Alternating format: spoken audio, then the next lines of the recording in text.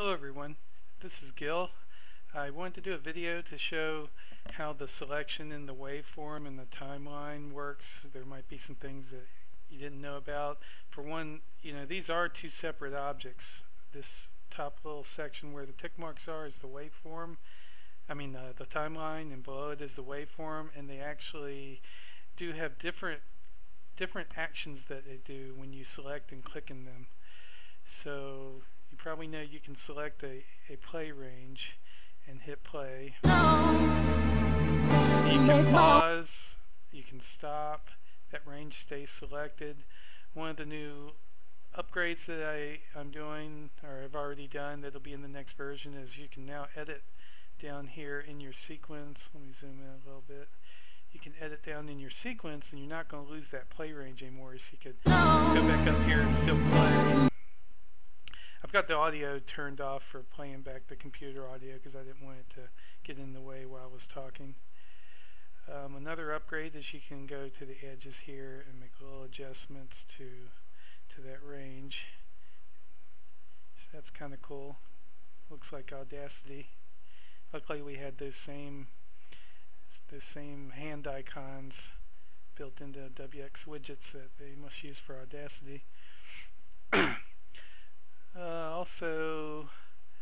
So let's say you have a selected range up here that you've played.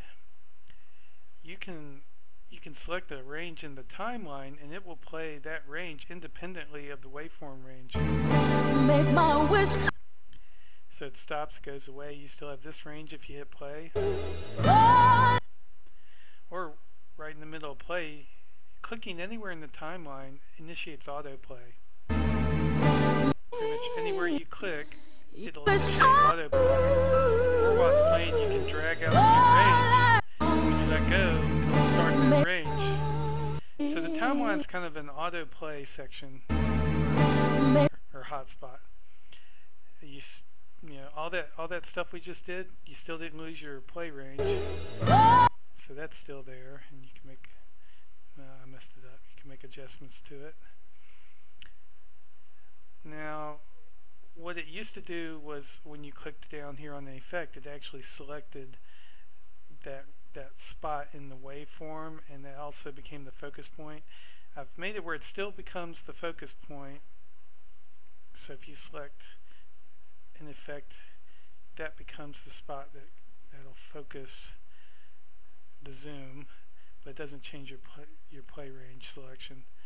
But if you do want to click here or anywhere in the grid and change the play range, just do a double click, and then that'll move your, and even if it's not an effect, just wherever you click, do a double click, and that'll move your play spot. But single clicks won't move it. You can do all the editing and clicking you want. Unless you do a double click, it's not going to move or deselect that play range. So I think that's everything I wanted to show. Hopefully you learned something you didn't know, and enjoy sequencing in xLights. Thanks a lot. Bye.